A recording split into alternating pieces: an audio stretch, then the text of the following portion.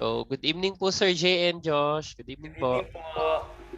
So, for today po, we'll be having our chemical kinetics discussion, but this time we'll be focusing more on the reaction orders. Okay po. So, let me share first my presentation. So, share ko lang po yung presentation ko. Um, there. There. So please take note, Josh. I think you've already read some information about reaction orders and meron ka nang alam din sa reaction orders. Reaction orders is actually part of branch ng chemistry that deals with reaction rates called what? Ano nga ang pinaka-branch ng reaction orders? Chemical kinetics po.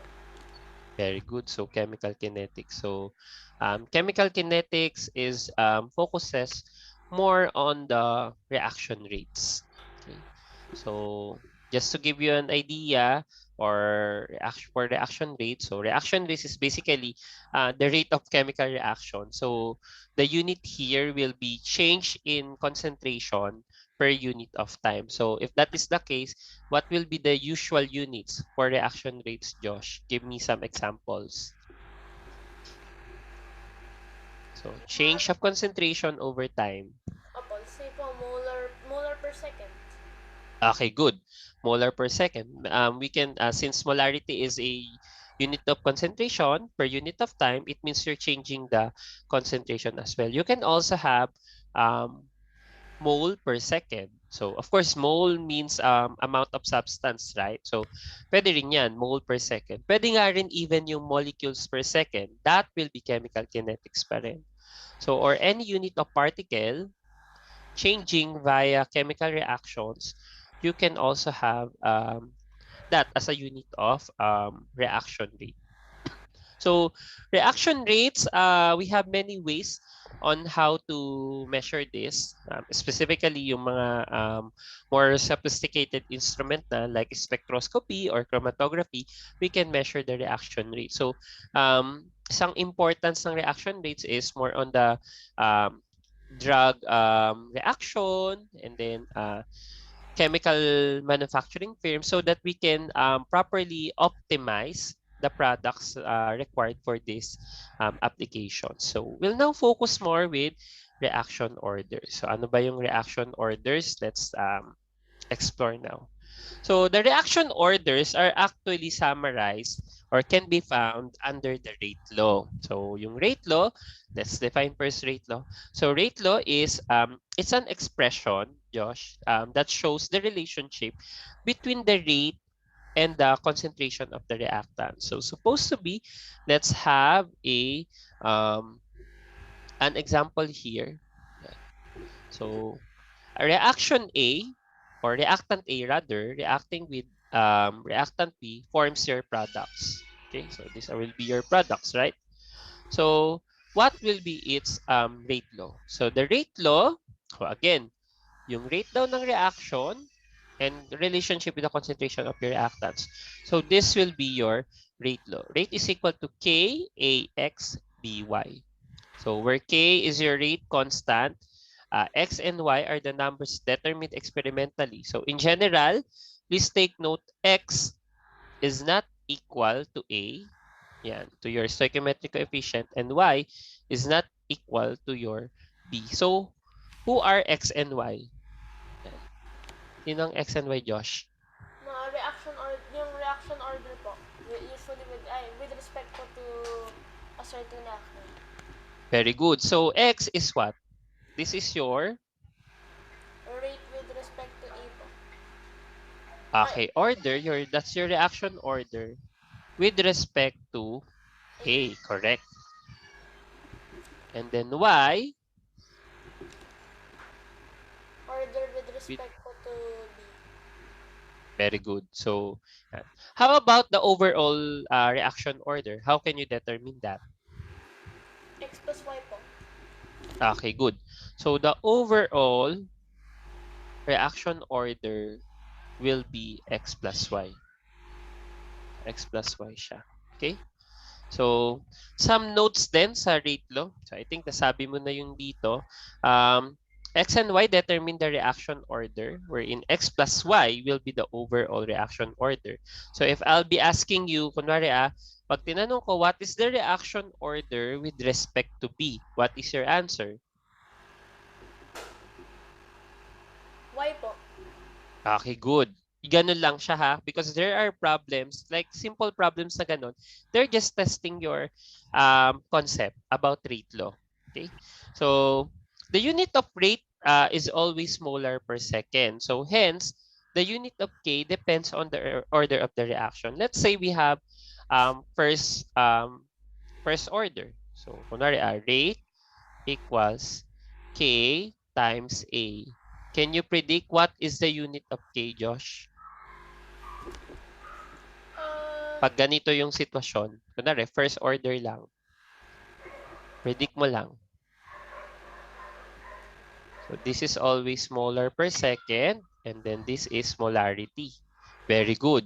So the unit of K will be per second. Okay, para molar per second siya. That's correct. So if we can see here, the unit of K depends dun sa reaction order nga. So let's try naman yung second order. Pag second order, Josh, ano kayang unit ng K? So rate is molar per second. Let's say K, tapos ito ay A squared. So what will be the unit of K?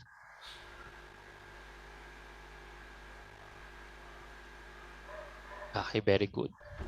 So since ito ay molar squared, so dapat makakancel mo yung isang M dito. So you need to have M negative 1 or M sa denominator mo so that you'll have molar per second pa rin. So we can clearly see here that the unit of a K talaga depends on the reaction order.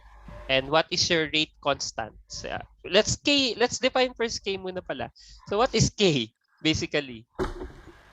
yung ano po, kasi proportional po sila. To make it equal, you need to Mhm. introduce po a constant. That constant can be anything. Correct. So K is just a constant of proportionality so that you can clearly describe the relationship between the reaction rate and the concentration of the reactants. So ano yung parang punto natin dito? The point here is that reaction rates can be affected by your concentration of the reactant. So ibig sabihin, concentration of your reactants is one of the factors affecting your reaction rate. So, can you give any other factors na kaya mag-affect ng reaction rates, Josh? Bukod aside from the concentration of reactants, what do you think? What are the other factors tingin mo Yung na nature, kaya mag-affect? nature po of the reactant. Very good. So, the nature of the reactants themselves can affect the reaction rates. Okay, so can you give me an example?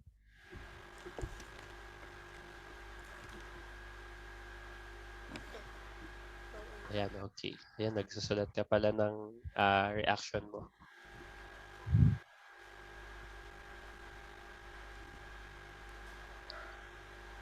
Okay.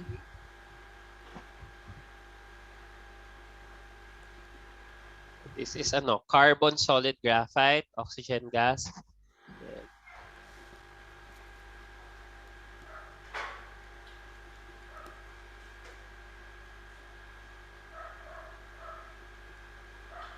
Mhm. And this is a good example, ha? This is a really good example for um, the nature of reactants.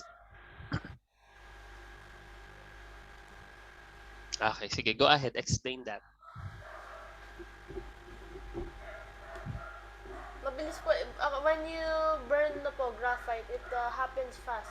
Pero pag burning diamond po, it will happen extremely slow. Kasi po, very strong po yung bonds ng diamond. Okay, so graphite and diamond will have different nature, right? So, do you have any idea kung ano yung structural conformation ni graphite?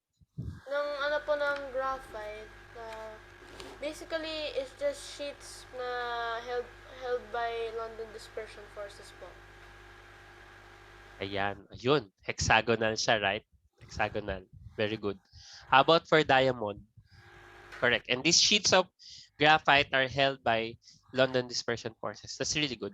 Yan, correct. Tama yan. How about for diamonds?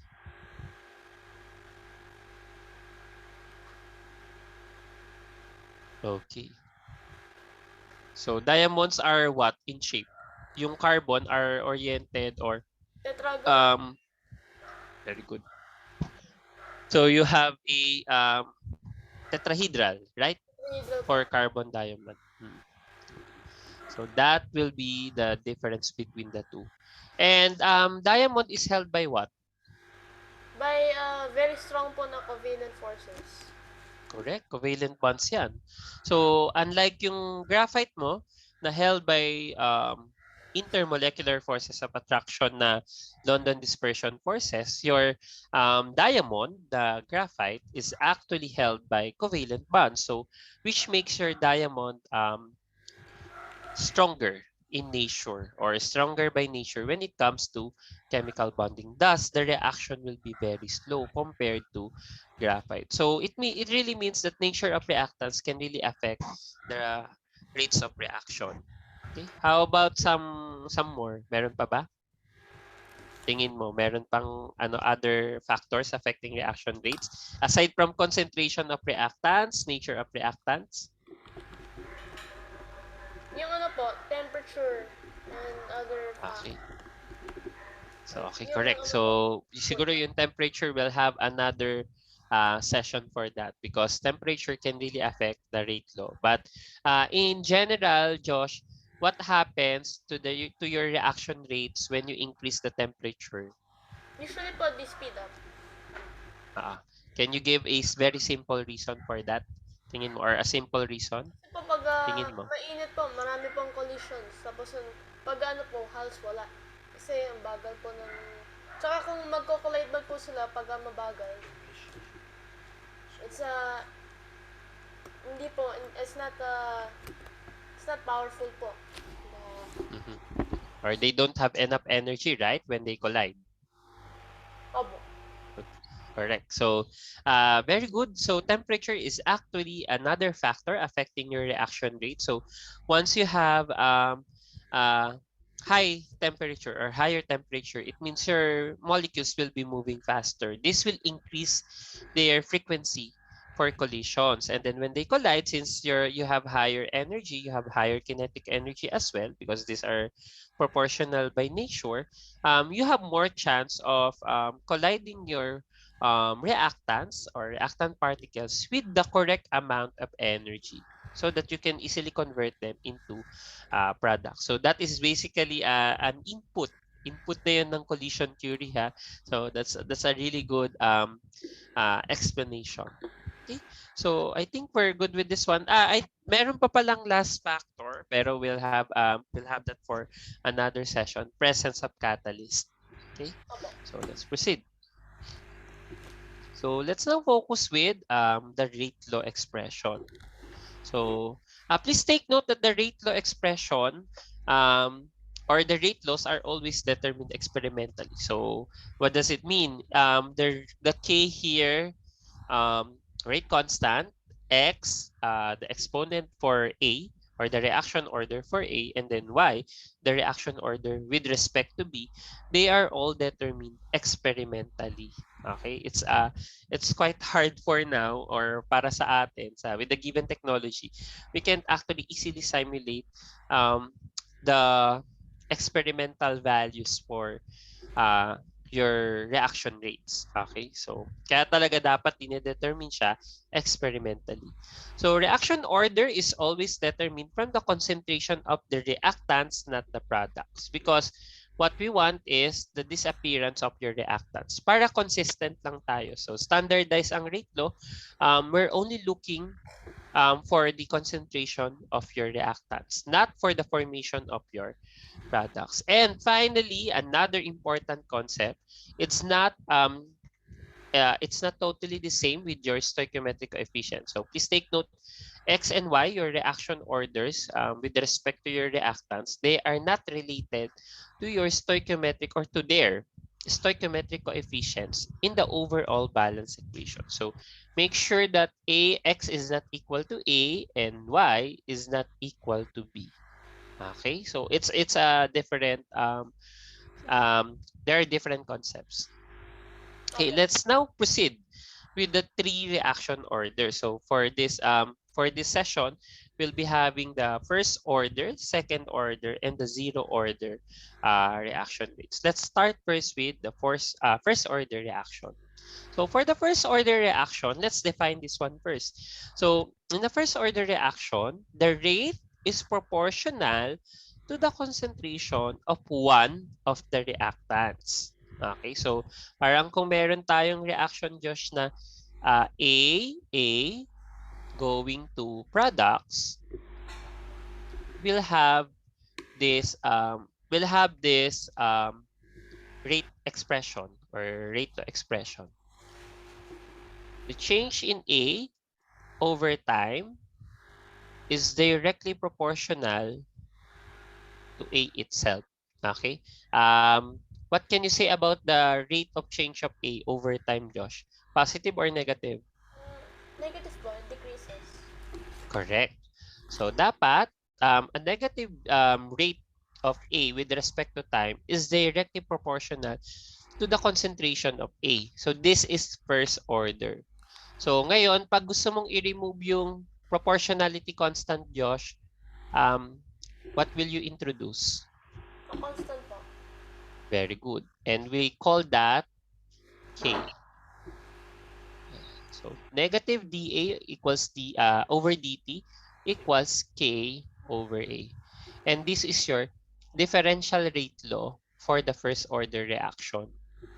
Differential rate law. Kaya siya differential rate law because we're trying to determine here the amount of concentration of A with respect to time. And then relate it to the concentration of one of your reactants. So an example of first order reaction is this one.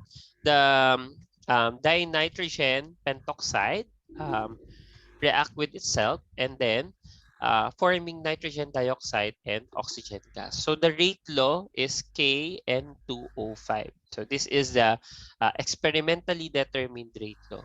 So how can we interpret this? Pag in-interpret mo yan, Josh, meaning ito, the rate of decomposition of N2O5 is proportional to N2O5 itself or the concentration of your reactant, which is the molar concentration of N2O5.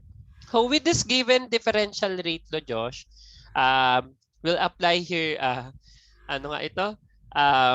Calculus. So, kasi differential rate law is, it's a change amount of change, right? So, we want to get a formula wherein we can directly calculate any amount of A at certain time t. So, with this, we need to use integral. Okay, sige. Opo. Um, we derive here. So, laging ganito yung pattern natin for the next, next orders of reaction. So, from differential rate law, we now derive the integrated rate law. Integrated rate law. Opo. So, actually, this is a differential equation. So, to solve this, we need to use integral calculus. So, I think you're ready with this. Kaya na ba? I-solve? Okay. Sige, I'll stop sharing pala. Wait lang. Sige, try to, my problem here is try to derive the integrated rate law for the first order reaction differential rate law. Ayan. Sige, you can share your screen now. So you start with the differential rate law.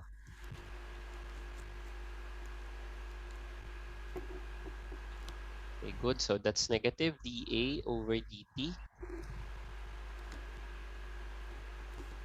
So that is your differential equation, K A. Then, ayan, ikaw na mag-apply ka na ng calculus dyan. By the way, ang gusto ko dito, Josh, is express this first order integrated rate law in terms of um, AT. So, at any time t. Opo. concentration of A at any time t.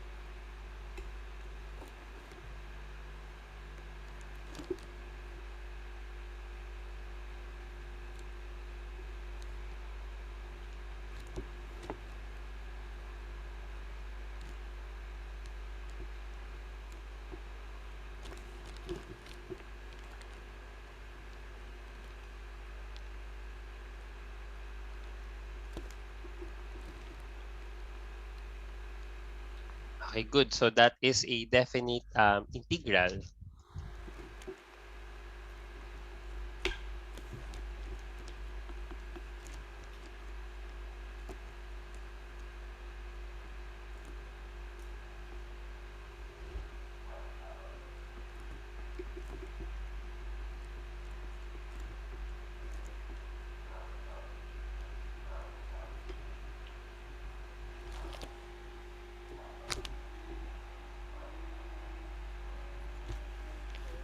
Okay, so good. So that is your integrated rate law for the first order reaction. So ito, let me annotate din na. Yan. So this is your integrated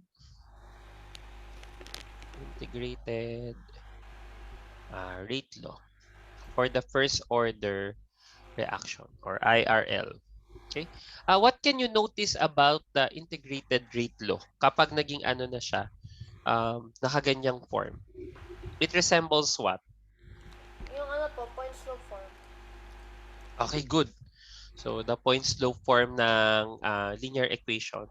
So, this can resemble, this is your y equals m, X. then x plus b.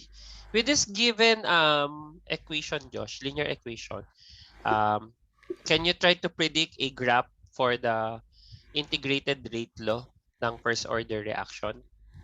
Baba. Okay, sige.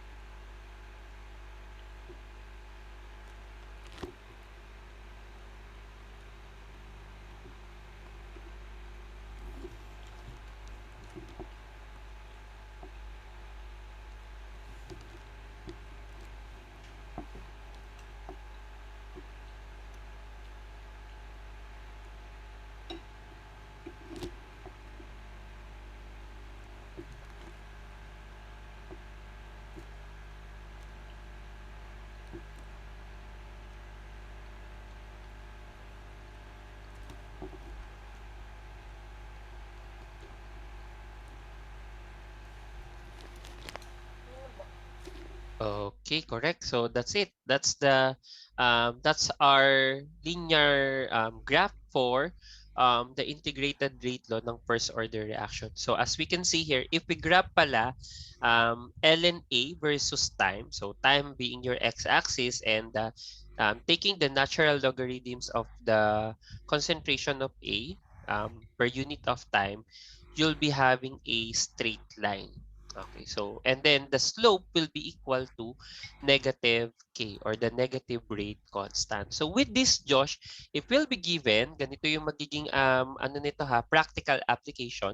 If will be given with the concentration of A or concentration of reactant A with respect to time, we can plot it and then determine the rate constant. So pag ganon, we can determine the rate law expression as well. So Correct. So, let me share now my screen. So, let's go back dun sa ating presentation. So, check natin yung answer mo. Okay, correct. So, um, the plot of ln RT versus T will give you this one. So, that's correct. The slope, which is your M, is equal to negative K. Then now, I'll introduce to you the concept of half-life. So in kinetics, Josh, we have this concept called half-life. So the symbol for half-life is T1 half. This is the usual symbol that you'll see in references. This is the time needed for a certain amount of substance to be decomposed into its half. So literally, if you have 1.0 molar and then you want to turn it into 0.5 molar, the time that it will take to be decomposed into its half, that is your half-life. Okay? And surprisingly, unfortunately, uh, all radioactive substances are actually obeying first order reaction. Okay, so the order of the reaction is in the first degree. So like carbon 14, uranium 238. So it means we can use the integrated rate law for the first order reaction to calculate uh, the age or any concentration related to radioactive substances. So, ngayon, binigay yung formula dyan eh. The half-life is T1 half. Can you derive the formula for half-life? Sige, I'll stop sharing ulit. You go back to your whiteboard. Paano na-derive yung formula ng half-life? Yan, Opo. sige. You write first the integrated rate law so that we can clearly see paano siya naging ganon. Okay?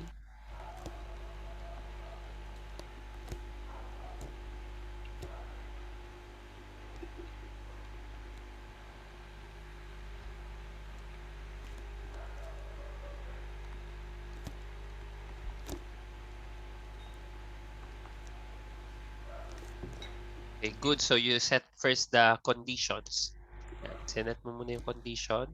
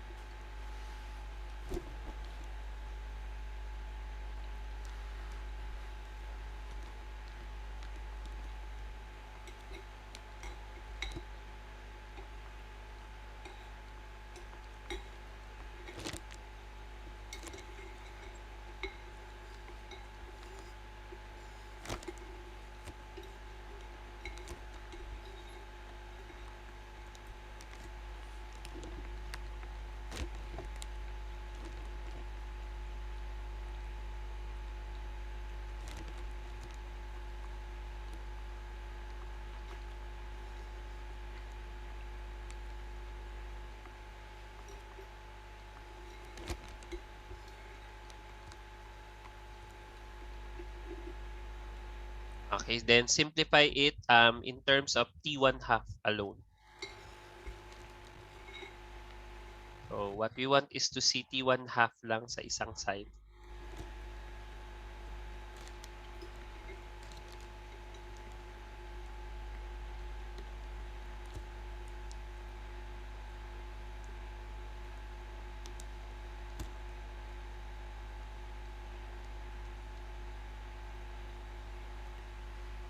Okay, so syempre ayaw natin mag-remember ng formula na may negative 1 half, right? So Opo. what if we take the negative dun sa natural logarithm, what happens to your T1/2 this time? So you take now the negative ln of 0.5. So the negative ln of 0.5 is actually ln2. So Opo. therefore, you have T1/2 ln2 over k. So very good. So ayan, na-derive mo yung half-life for the first order reaction. Correct? So yan na. Half-life T1/2 is ln2 over k. So yan. That's a um, good na na explanation or derivation rather. By the way, since we talk about radioactive substances, sorry Josh, bibigyan kita ng additional na trabaho.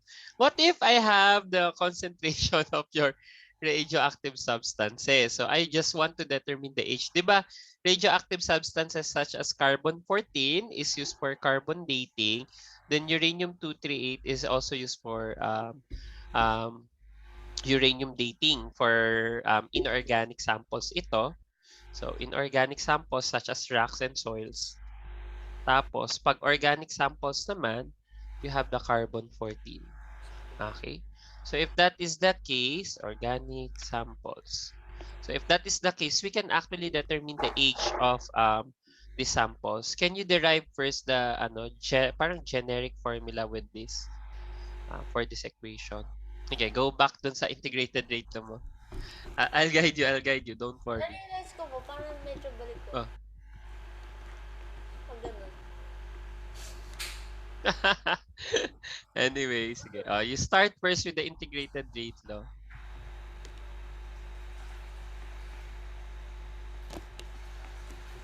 Okay. Ayan. So, express the integrated rate law using the half-life.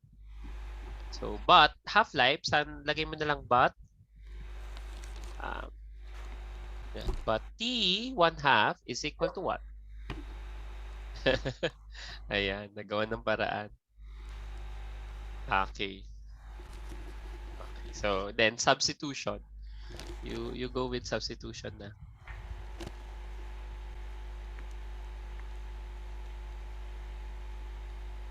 Ito yung maganda kay first order reaction Meron siyang very popular na application which is uh, radioactive dating. So, T1/2. That is for T1/2, right? So, gawin mo lang yung T1/2 in terms of K. This one. Sige. Opo. Okay, I see. Yeah. Sige, sige. Okay, ayan, kuha mo rin agad. Parang kasi we want kasi to determine the age of a sample. So, parang you need to retain lang the T there.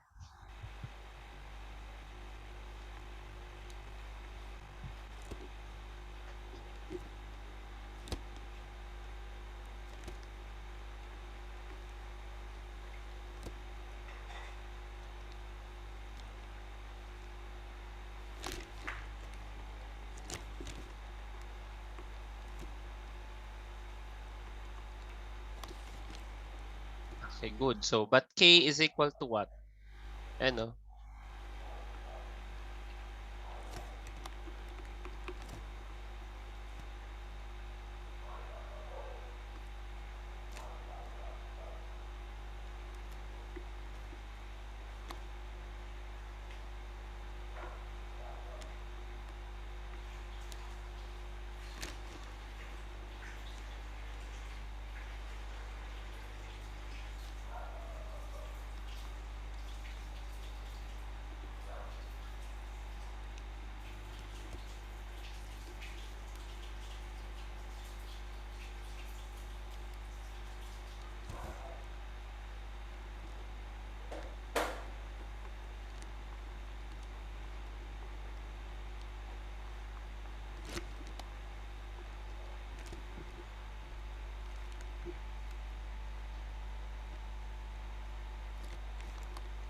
Okay, yan. Simplify mo na lang siya. So, T is equal to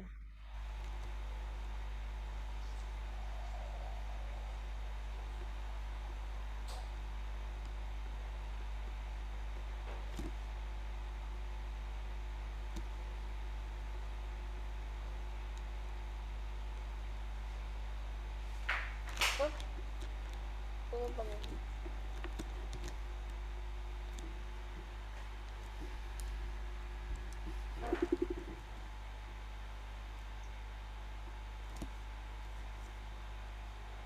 Life pala ng ating radioactive substance because that is a constant, right?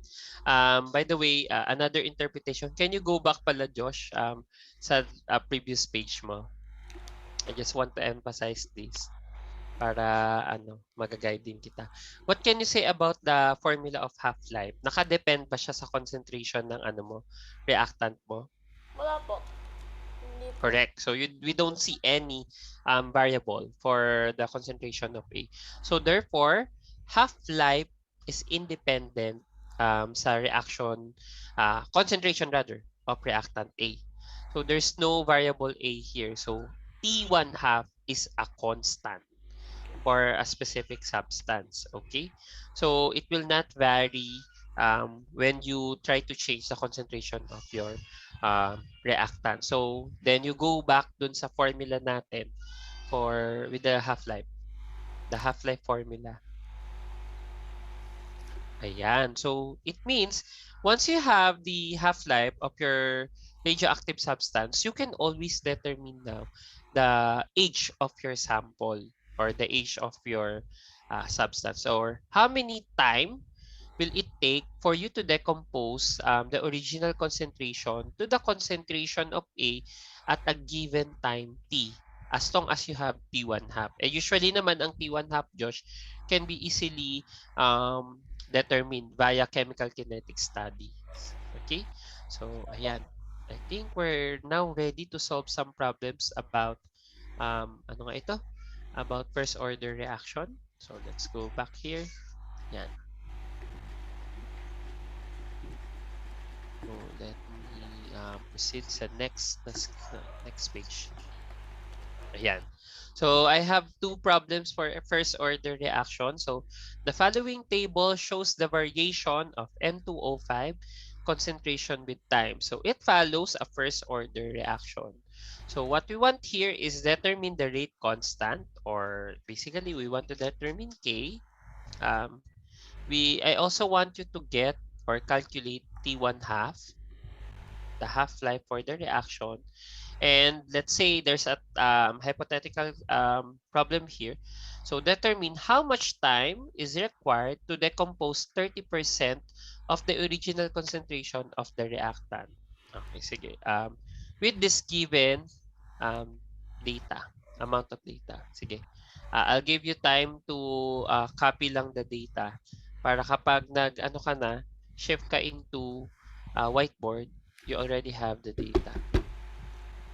Kaya parang pwede mo naman screenshot na lang siya or snipping tool. Okay? So, ayan. So, anong ano natin dito? What is our strategy, Josh, here to solve this one? Uh, Determine the rate constant. Mm-hmm. How So, can you determine that? yung constant from the, let's say put from yung concentration na 0.16, we can use yung ano po, yung formula, and yung integrated rate law po, to find K. But there's another way naman po. Mm-hmm. Use the linear regression. Okay, you do the linear regression because I think the linear regression will be more fit for this because you're given with a data set. Kasi multiple data siya. This is multiple points. Yan, multiple points. Since you know naman that the graph for first order reaction, ano nga ulit yung X mo for first order reaction? T po. And then Y is, Okay, type. ln. is ln Okay, so or this time it's ln N2O5. It's given naman it's first order eh. So we can check na lang later if it's really first order. So once you have the graph for this, we can easily calculate M equals negative K. Okay. So yan yung mangyayari. So, oops, hindi dapat niya magta-touch. Usually hanggang ganyan lang yan. So M equals negative K. Okay. So I think na capture mo naman siya. So you can now No po. share your screen for your solution. That's a picture. So, First one to make so you have your data set naman na. So just tell me if you need the data set, and then I'll show you the given example.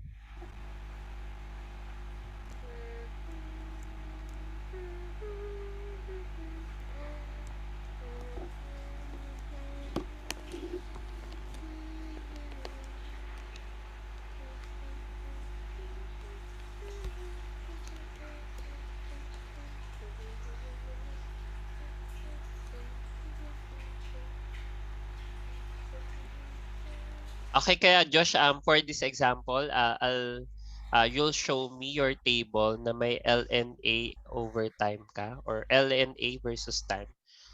For this example lang naman, so sa mga succeeding natin, para lang ma-emphasize natin yung graph, sa mga succeeding sigurong orders, you can just directly input that into your calculator and perform the linear regression. Ay. Good yan. So, lagay mo na lang din yung X kung sino siya.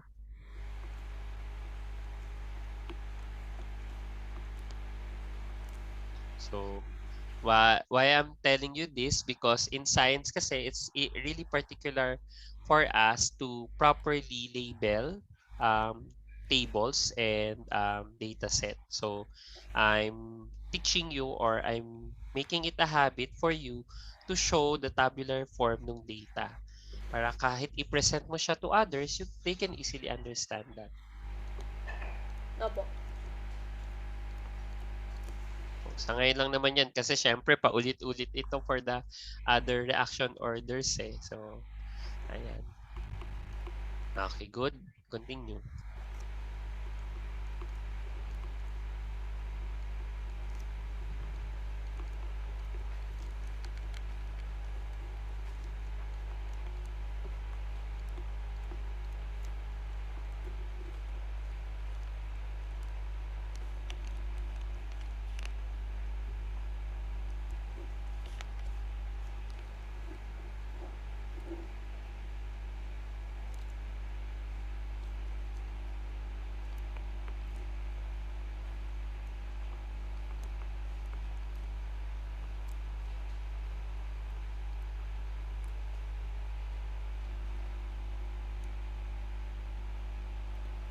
Okay, so you have your K value already.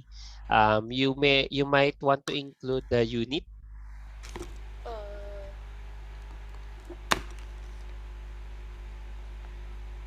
Yan po.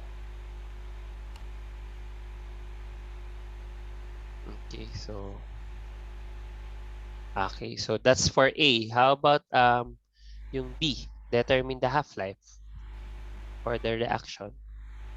I'll check later ha. So, sige, okay lang, tuloy-tuloy mo na B and C. Determine the half-life.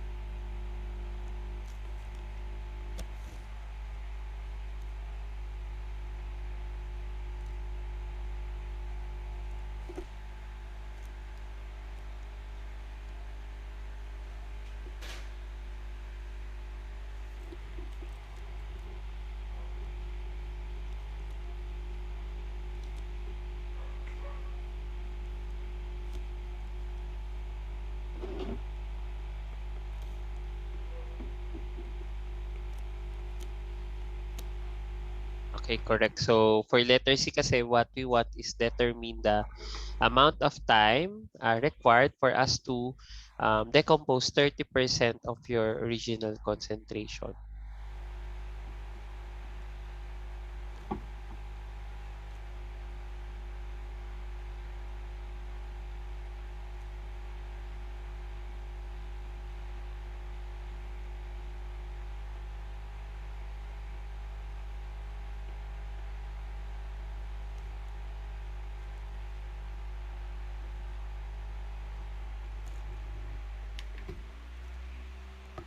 Battery. Can check ba? Sir, pa-check ko lang po yung battery. Okay lang po, sir.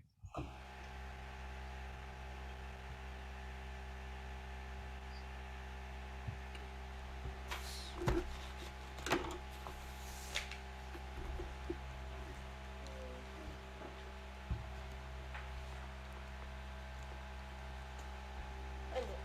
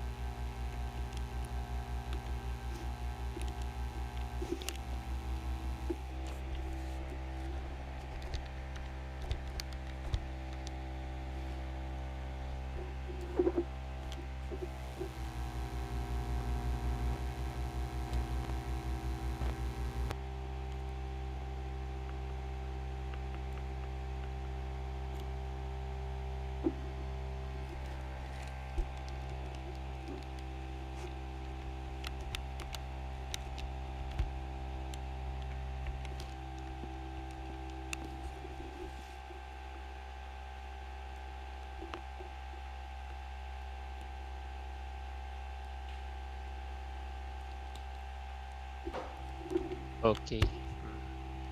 Okay, so of course we'll have some discrepancies I guess kasi iba yung significant figures na ginamit natin. But overall, these are all correct naman. So for letter A, let me check.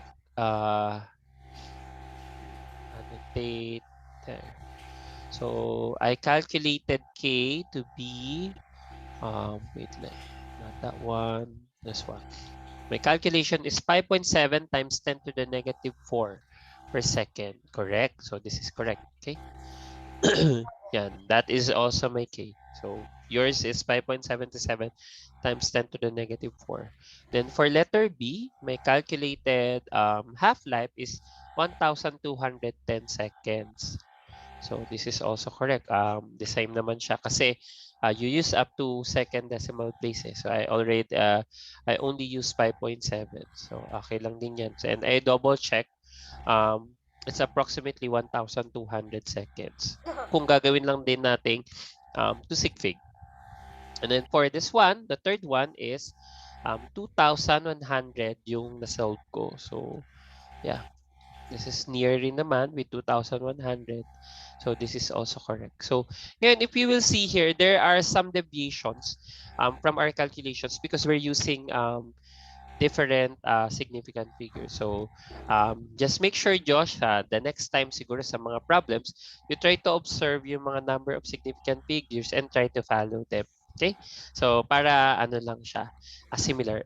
But for this, with concept proofing naman ito, that's actually a good solution. And we can clearly see here that it's actually a first order. By the way pala, Josh, di ba igagraph mo to? Kapag rinap natin yung time versus ln N205, I hope your data are still there. Di ba you have a straight line here? What's your R squared for this one? So R squared is the linear coefficient. So we want to check the linearity eh. Kasi dapat straight line yan. Mga ano po, mga 0.9997. Yun.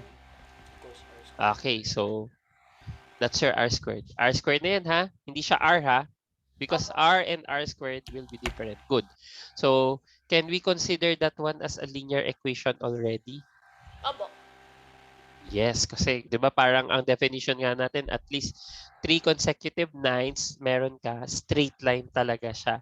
So this equation or this reaction, the decomposition of N2O5 really follows um, first order reaction. So that is your condition. Kasi later, Josh, if you're given a data set of time versus concentration of your reactant A or any reactant, and you'll be asked what will be the reaction order, you'll be comparing kasi the different graphs of first order, second order, and zero order. So that you can determine what is the order of your reaction. Okay? So let's proceed. Yan. So, very solid na yung foundation mo for reaction orders kasi yan yung mga kailangan natin eh. So, for every reaction order, Josh, umuulit-ulit lang siya. So, sabi ko nga, there's important application for reaction order, first order reaction, yung mga radioactive substances. For the number 2 problem, the radioactive nuclide Cobalt 60. So, are you familiar with Cobalt 60, Josh? Opo. Cobalt 60 is used for what? Any idea? Concert treatment po. Correct. So, ang Cobalt 60 has a medical application for radioactive treatment, so for cancer. So, yan yung ginagamit natin. So, ang half-life ni Cobalt 60 is actually 5.27 years.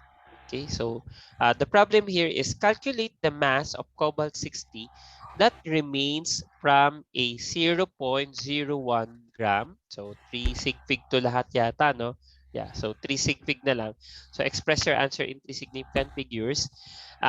Sample of the nuclide after 1 year has lapsed. So again you have an original concentration of 0.0100 gram cobalt 60. After 1 year, how much of cobalt 60 remains?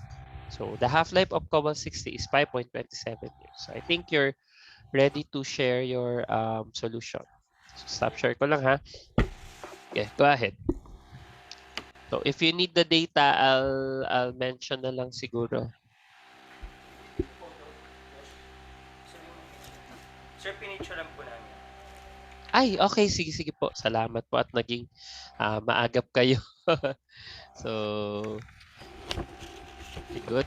So, just label siguro number 2 para at least we're guided. Yan.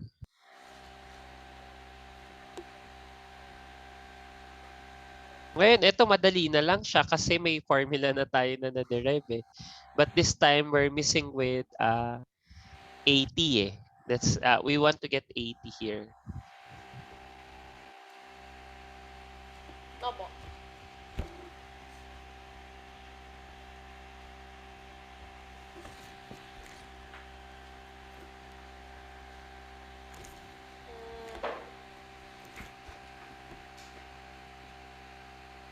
Yeah.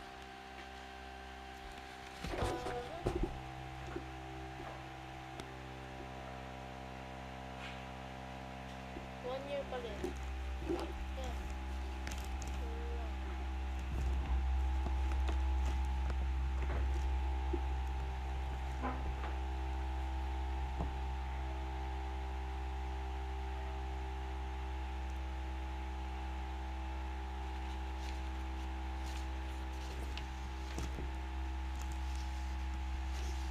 Josh, yan. Buti lang binago mo. 0.01. Correct.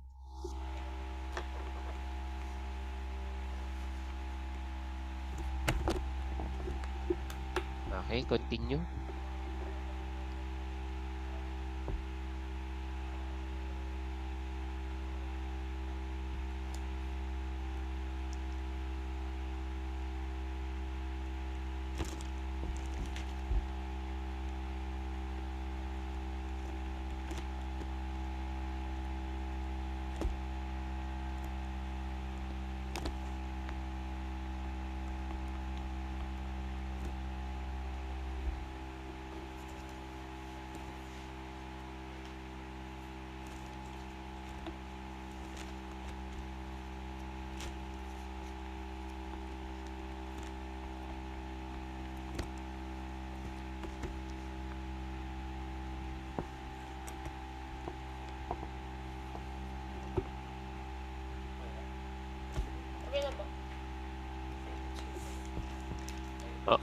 Wait, take note.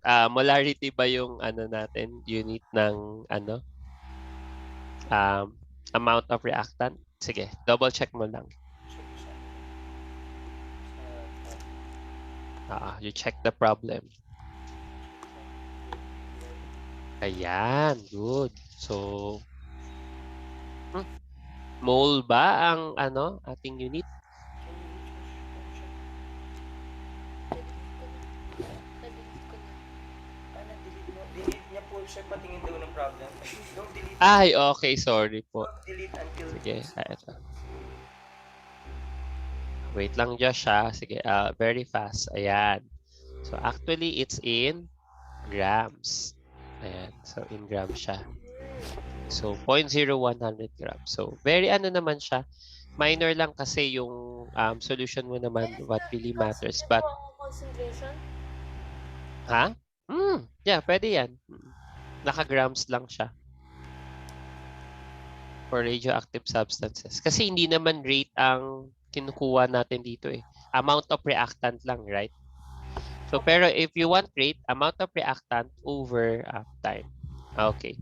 So, that will be left after 1 year. So, imaginein mo ha, you started with 0.0100 gram of cobalt 60 sample. And then, after 1 year, having 5.27 years na half-life, you'll be only left with 8.77 times 10 to the negative 3 grams. So parang to appreciate this, or para mas ma-appreciate lang natin siya, parang ganito siya. Yan, correct.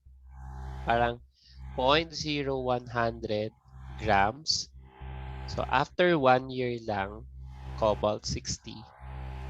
After 1 year lang, you'll be having 0.00877 grams of cobalt 60. Yeah, this is ano naman. This is ano, tawag doon, logical. So tignan mo ha. So you started with 0.100, then you'll be ending up with 0.0877. Okay, so di naman siya ganun kalaki pang nabawas agad. So parang it will take pa kasi 5.27 years before your 0.01 gram turned into 0.0050 or 500 gram cobalt 60. Okay, so we're good. Let me share now the next na ano, reaction order. Ayan. So we're done with the first order. Paano naman kapag second order? So for the second order reaction, so the rate daw, let's get first the differential rate law, or the DRL. So the rate daw is directly proportional to the second power of the concentration of one of the reactants. So with this in mind, let's say pag ganito pa rin siya, products, if this is your reaction or chemical equation, Josh. So, what will be your differential rate law? So, dapat negative dA over dt is equal to, ayan, sige, go ahead.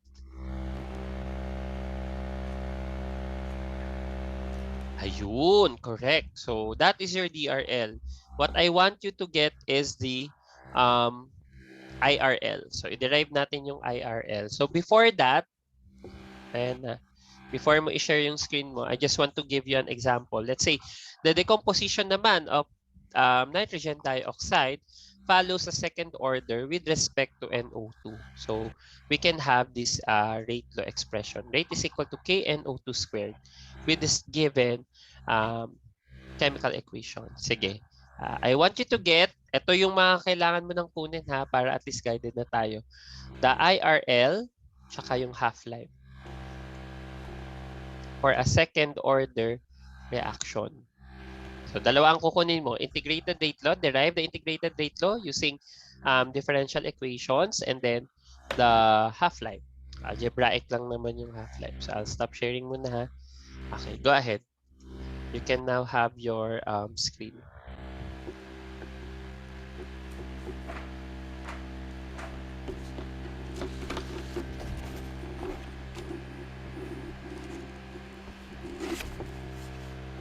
Similarly, start first with the differential rate law. Very good.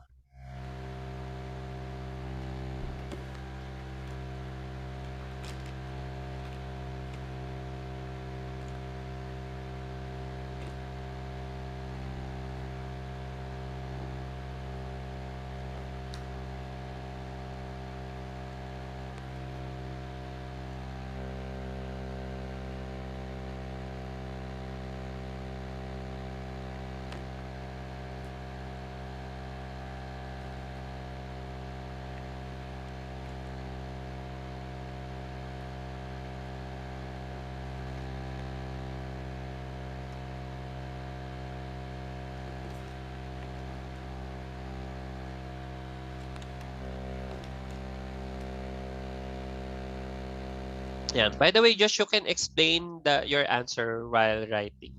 Para at least you can practice then the way you present your solution. Okay, go ahead. So, integrate.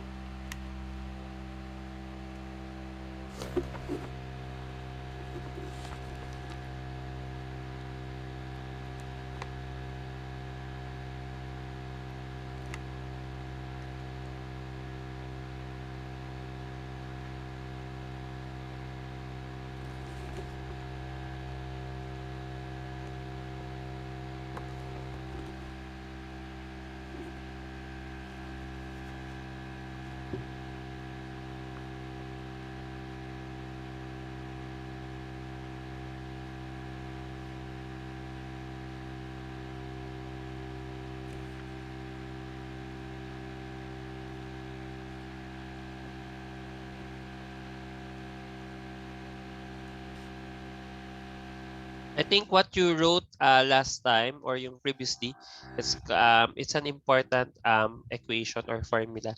You can write that beside your second line. So, parang lagyan mo ng scratch. Yan. Para at least guided ka lang. Yan, sige, sige. Okay lang yan. Sa second line right side. Parang meron ka. Lagyan mo lang ng note o kaya scratch. Okay. Ayan, okay. Okay, good. So, it's a legend. Yan. Yan. So that you can clearly present your solution.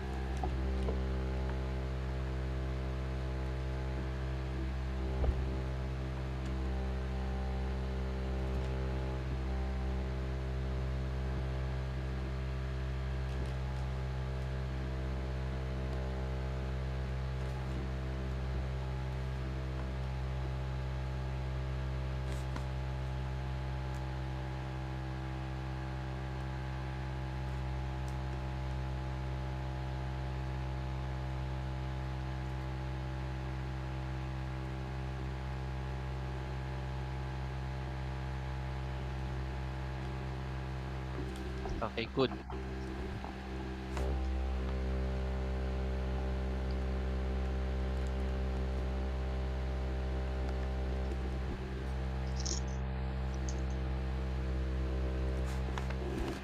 So that's your integrated rate law. So similarly, it resembles your what? Your linear equation, right? Point slope intercept, slope intercept Correct. So mx plus b. So same. Derive now the half-life. Paano pag half-life naman yung gusto ko makuha?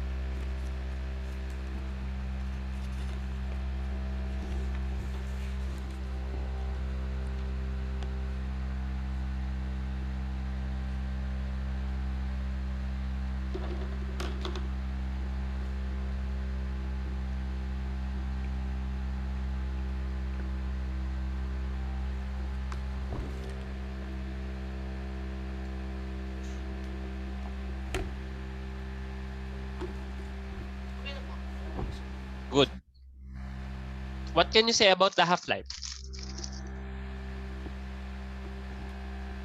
It actually depends on the On concentration. the Okay, of your reactant, very good. So for the second order, unlike the first order reaction, Josh, we can clearly see here the involvement of the reaction or the concentration of your reactant A dun sa half-life. So it means the half-life of your second order depends on the original concentration of your reactant. So with this in mind, we're now ready to solve the ano nga ito?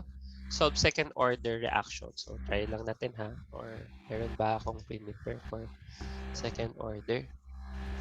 By the way, um paano pala ang magiging graph natin? So if you have you try to predict what will be the linear graph for second order reaction. Sige, you can annotate here, Josh, para lang bago ko ipakita yung linear graph.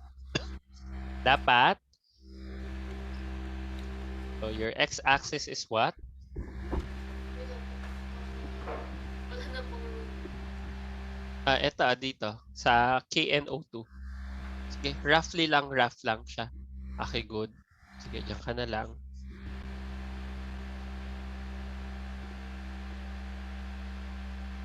So, roughly, yan. Sige, okay na yan.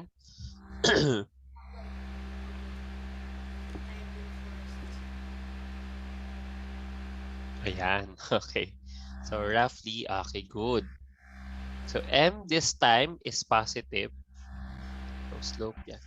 That will be 1 over AO. Okay, so, or you take the inverse then ng A. Good. And T is still your x-axis. Very good. So that is your linear graph for the second order. So let's double check. Ayun. Ito. Ayan, nakuha mo talaga siya. So 1 over RT, it's the same with 1 over 80. Then you'll have a positive slope this time. X will be your time. And then the integrated rate law, this is what you derived a while ago. It's very similar. 1 over 80 equals K at any time t, KT plus 1 over AO. Okay. And then the half-life is T1 half, uh, 1 over KAO. Very good. So you're actually learning really fast for the order of reactions. Kasi sabi ko nga sa iyo, di ba, kanina, whatever we did for the first order reaction, we'll just repeat that for any type of order. So second order, ganyan din siya. Okay? So here comes the problem. Yan, charan, may problem ulit tayo for the second order reaction. So iodine atoms or iodine atoms combine to form molecular iodine in gas space. So gaseous space ito ha. So you have iodine gas forming iodine by dimolecular iodine or bimolecular iodine. So in the gaseous phase. So the reaction daw follows a second order kinetics and has a very high rate constant, or the rate constant is 7 times 10 to the 9 molar second, meter second tuloy, molar second. Okay? So that is the unit for K, the second order. So if the initial concentration of iodine gas was 0.086 molar, calculate the concentration after 2.0 minutes. So please take note the rate constant unit is per second. Ito, naka-minutes pa. And then for letter B, it's another question. Calculate the half-life of the reaction. So please take note, your half-life will change depending on the concentration of your reactant, original concentration of your reactant. If the initial concentration of I is 0.60 molar and if it's 0.42 molar. So parang ito ay B.1, this is B.2. So what if we change the concentration of I from 0.60 daw and then 0.42? Of course, the half-lives for these two initial concentrations will be changed as well. Okay, so ayan. You can take a picture for the problem and then para ma-solve natin siya. Or you can share your screen later.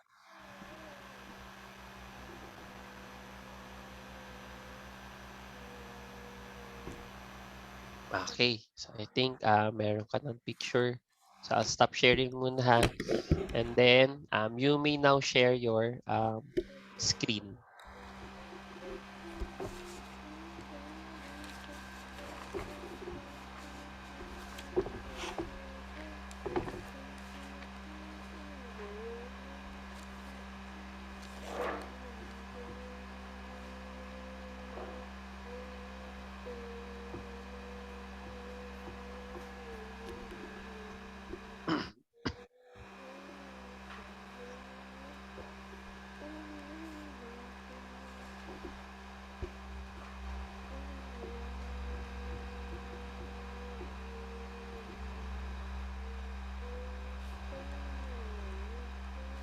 Okay, good. So what we're missing here will be the concentration after 2 minutes.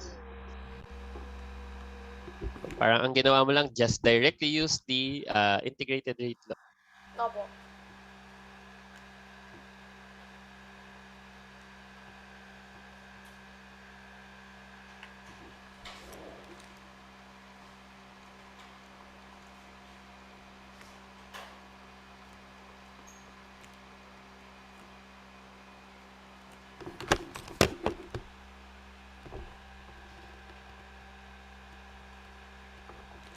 Yun na po.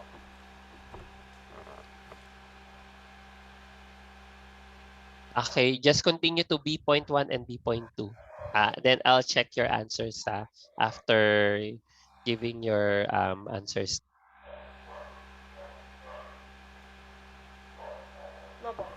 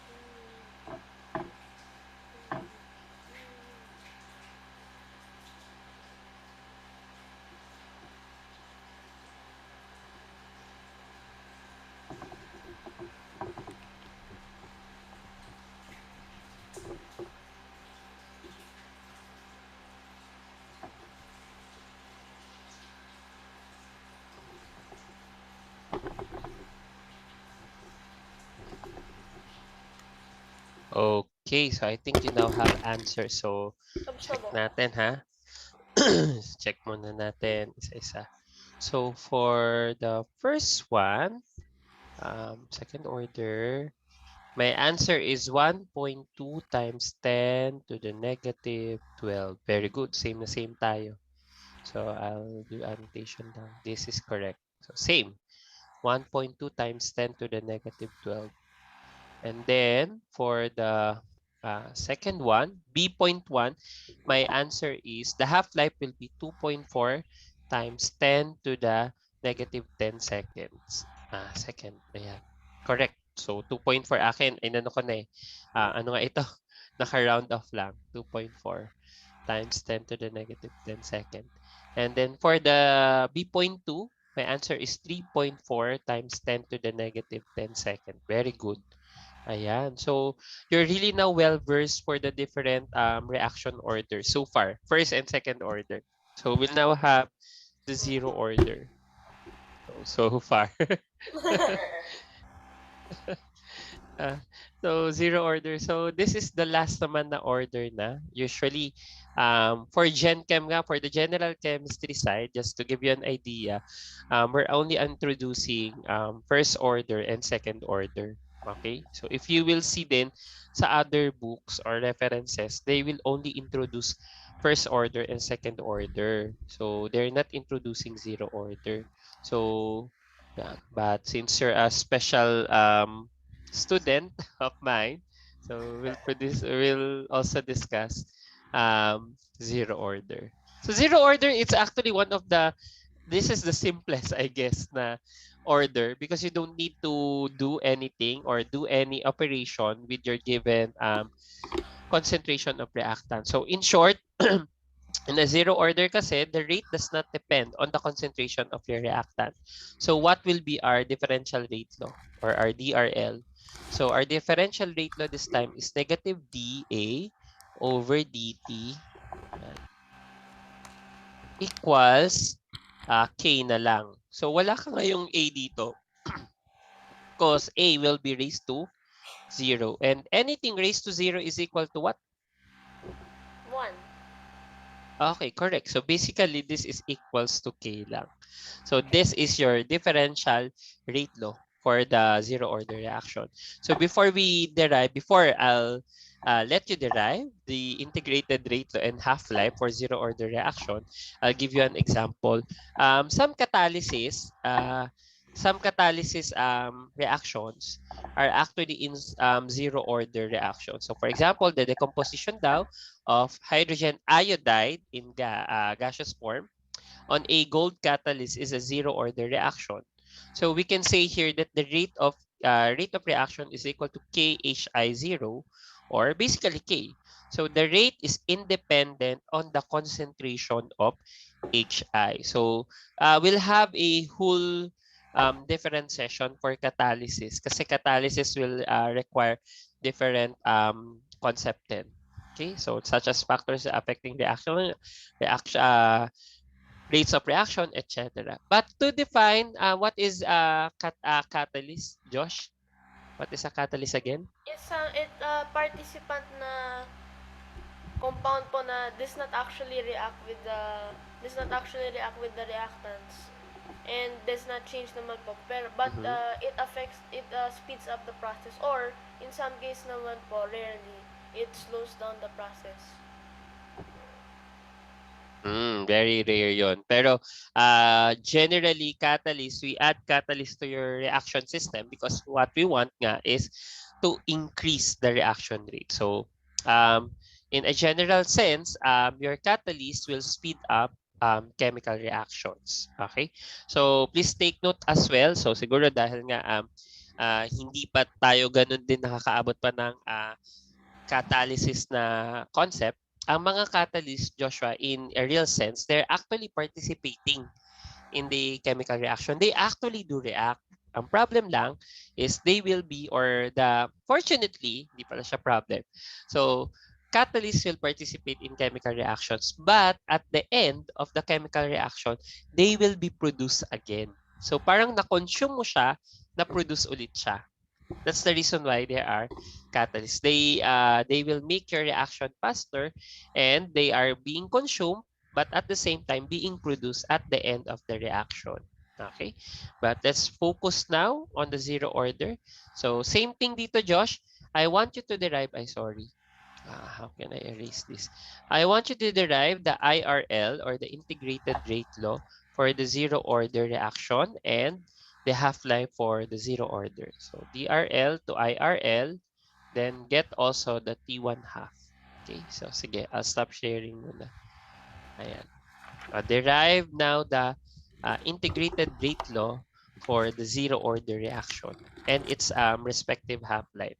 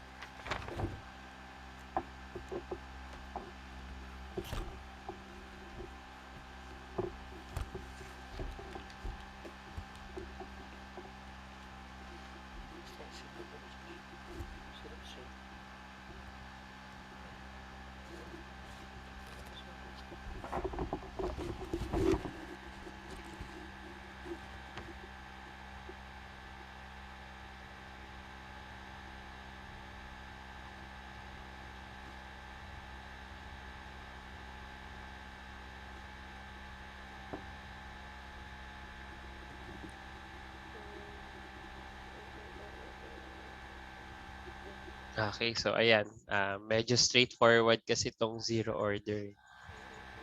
Okay, good. This also resembles your linear equation as well. Sige. Continue solving for the half-life. So ako na ito maglalagay. Y equals, still this is M, then X plus P. So the point slope form. Okay, continue now for the half-life naman, Josh.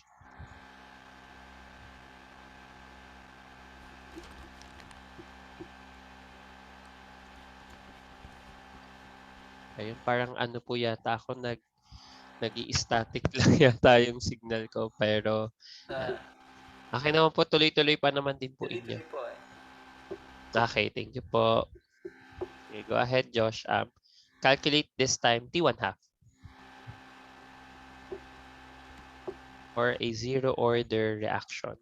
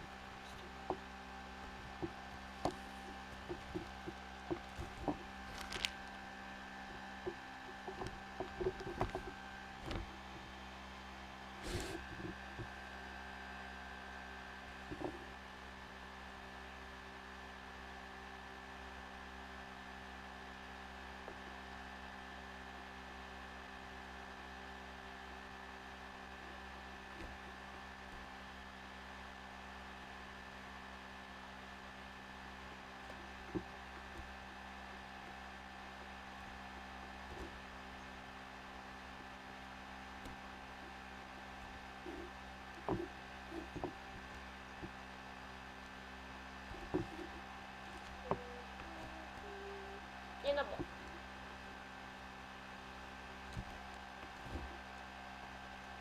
Okay, so ayan na.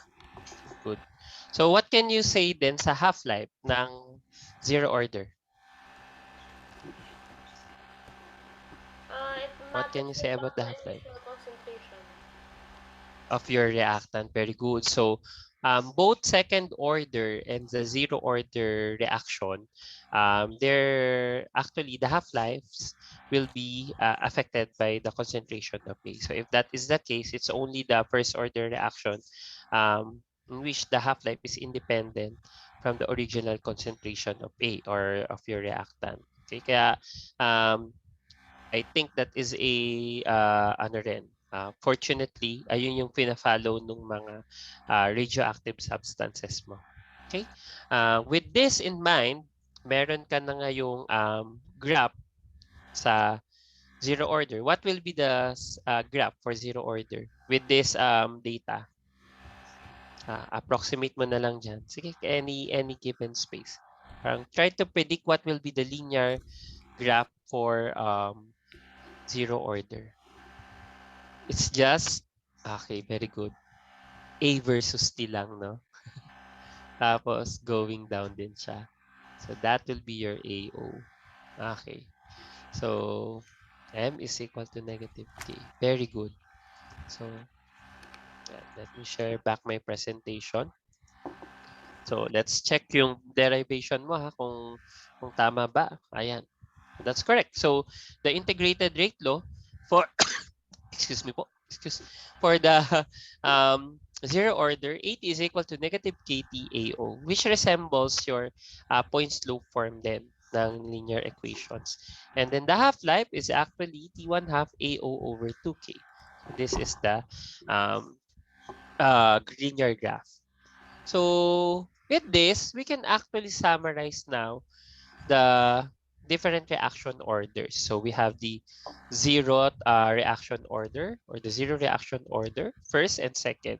So this will be the graphical representation for the integrated rate laws. So, di ba? Ito yung integrated rate laws natin. Yan, ito sila. This will be for the zero order, first order, and second order. So please always remember, Josh, pag zero order as is. Pag first order, take the natural logarithm of the concentration of reactant A. And then pag second order, Josh, you take the inverse of reactant A. Then graph it versus time. Puro versus time lang siya. X is always time. Then the half-life for zero order, it's AO over 2K. For first order, ln2 over K. And then for the second order, 1 over KAO. And then the units of K will be molar per second for the zero order kasi nga wala naman tong concentration.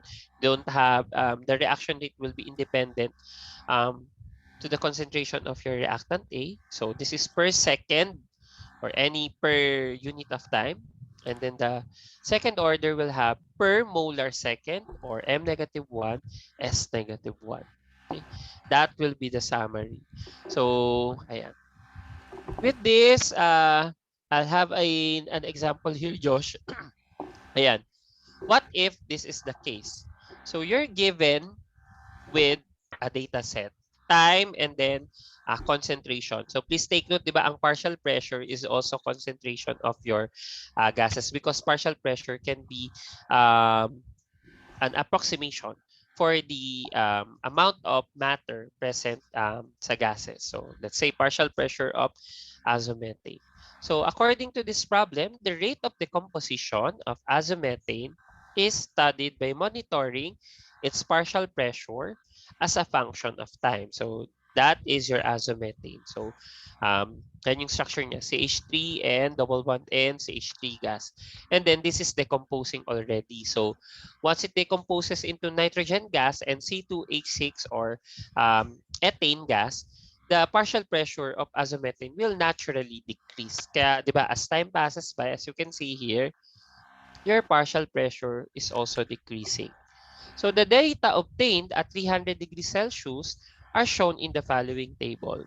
So I want you to determine the order of the reaction and the rate constant. So how can you solve this kaya, Josh? What's your strategy for solving this? Linear regression. Anong strategy natin, Josh? So, sige, go ahead. What is your strategy here? Linear regression po. As always. Okay, linear regression for what? Itatry mo ba isa lang or what? For the entire data set po. So, you do linear.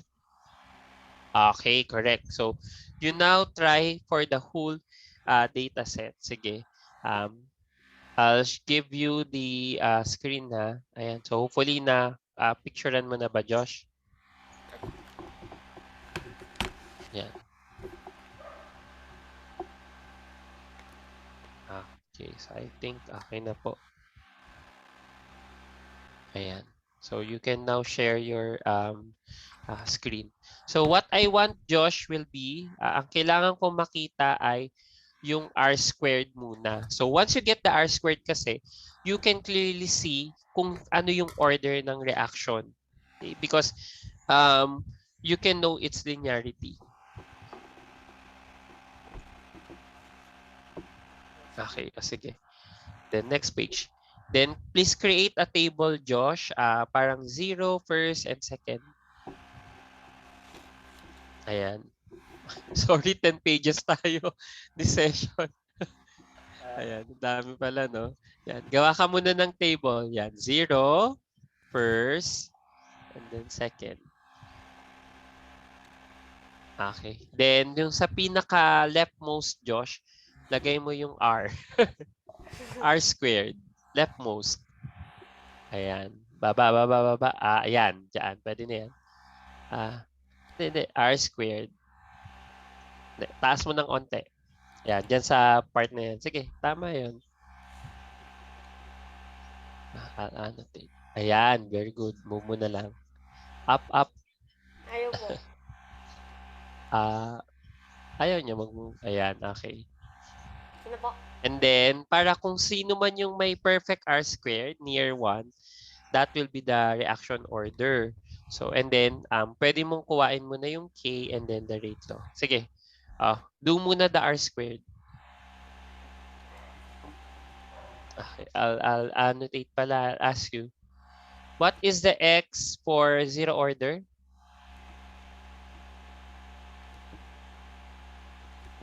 What is the X for zero order? X-axis. Ano po? T. T lagi po. Okay, time. Okay, good. So, for across the reaction order, puro T. Pero for zero order, what is your Y? Yung ano po, A. Very good, as is. For first order, what is your Y? Natural logarithm po. Very good. Take the natural logarithm of A. And then for second order, what is your Y? Inverse po. Very good. 1 over A. Okay. With this in mind, you can actually calculate the R squared. Sige. Go ahead. medyo tedious lang siya because you'll be doing 3 linear regressions. Wow, ang bilis mo dun sa sa zero order. Kasi sa zero order naman, input lang siya, right? So, direct the input. So, that's your R squared. How about for the first order? Sige, input ka lang.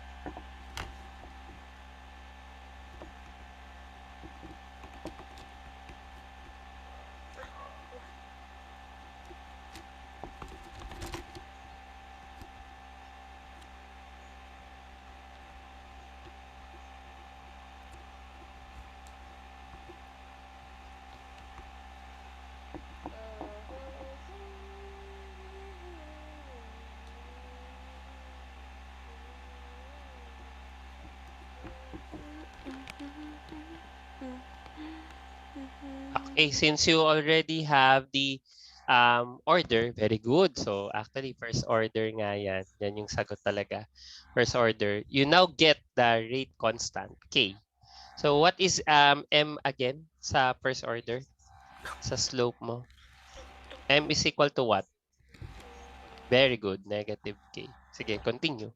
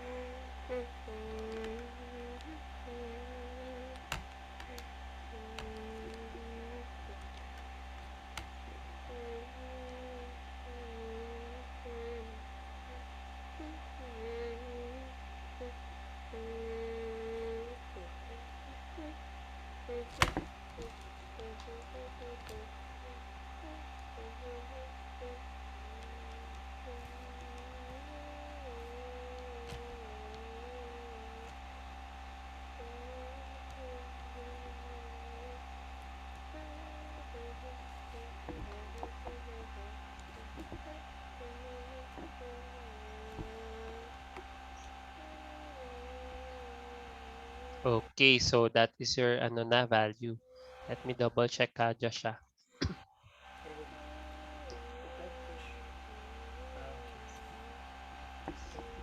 Okay, so correct. So the answer is first order reaction, and then the K is 2.6 times 10 to the negative 3 per second.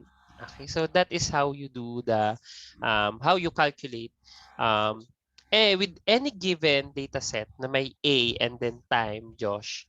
That is how you calculate your um, order of reaction and then the rate constant. Okay. Okay? So ngayon, I have a question naman. So balik tayo dito ha. So meron pa ba?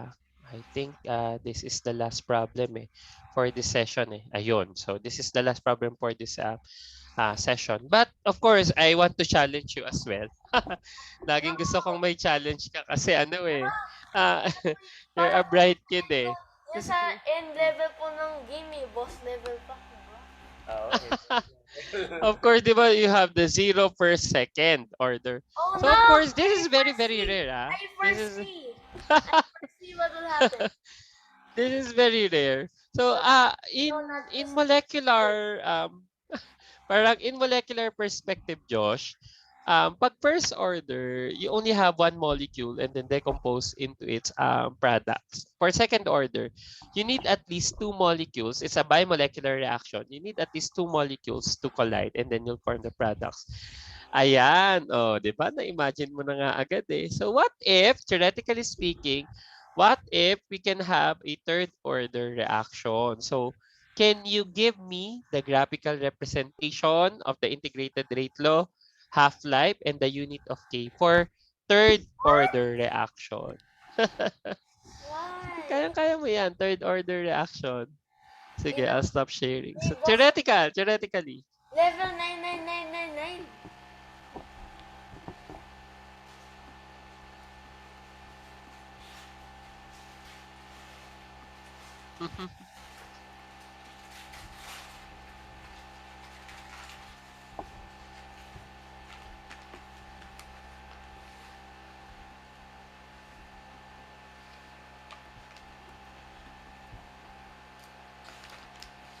Okay. Ayan, very good. You want ba reaction order 999? No, I'm not giving ideas po.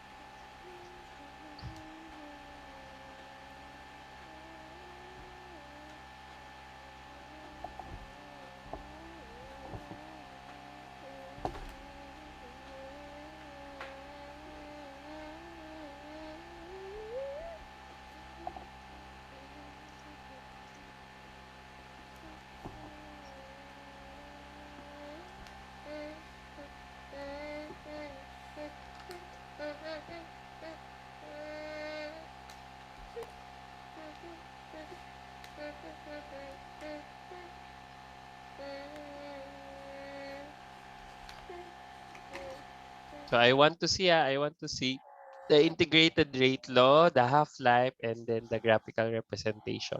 Tsaka yung units din ni Kay. Sige, go ahead, you can do that.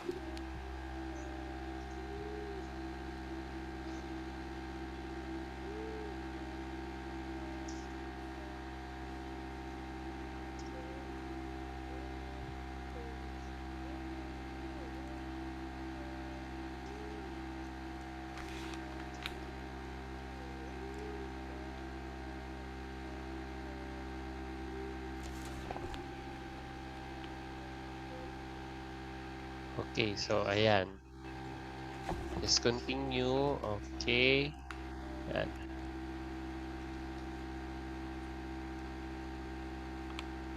Okay, good.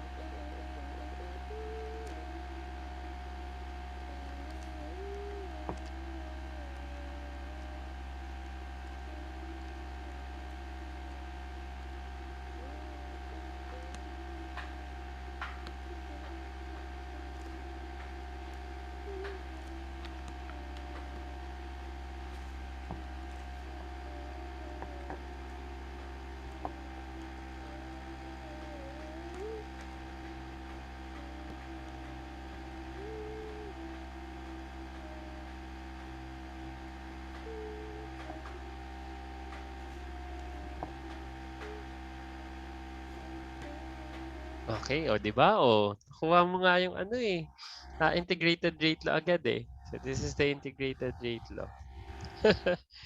And then that is your half-life.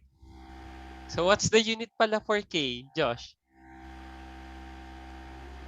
Ayun, 4K po. What's the unit for K? Ah,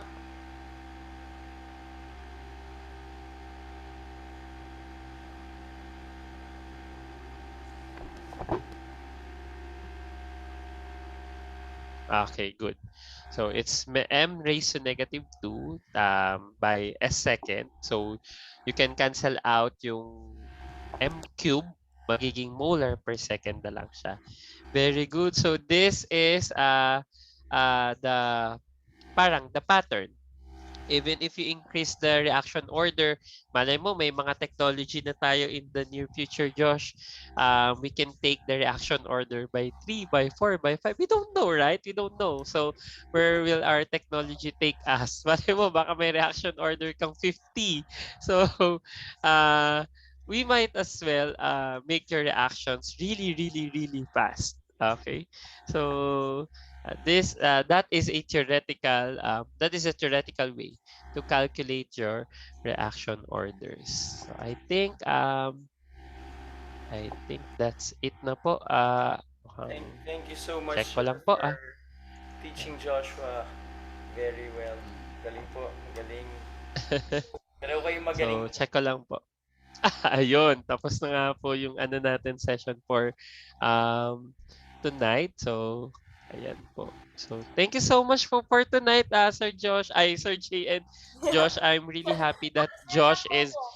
uh, Josh is really applying his math lessons dun sa mga science subjects niya. So Josh, ayun, like what your dad is telling you, please don't be parang disheartened. Parang di ba pag nag-aaral ka ng math, oh, this is really quite hard or the calculus is really difficult or time consuming. So may purpose kasi yan because other subjects will use that. So ayan, example nito, chemical kinetics wherein differential equations is actually applied to this field. Okay? Yeah. And ayun po. Thank you very much po sa magaling na pagturo ninyo, Nako, Joshua. well, wala po yun. Welcome po because Josh is a good student. So, really bright student. So, I think kailangan niya rin ng mga good and bright instructors Yes. Yun pa yun. para Ay, mas ano maano po. niya, mas Good ma-develop. student daw po ako.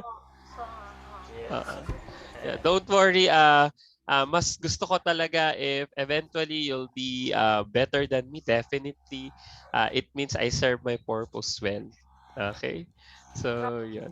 So, thank you so much Thank po you. for Thank tonight. you, sir. And ayun Thank you po. so much po sa thank you pagturo po. niyo kay Joshua. Yeah. Magaling Thank you po. po. Kaya Thank po you po. gumaling si Joshua rin dahil sa inyo po. Thank you Yes very po. much Sige, po. Thank you sige po. po. God bless. Sige Bye-bye po. po. God bless din po. Yep. Thank you po for tonight. See you, Thank you po. Joshua, on our next session. Okay po. Okay po. Aral ng maigi. Sige po.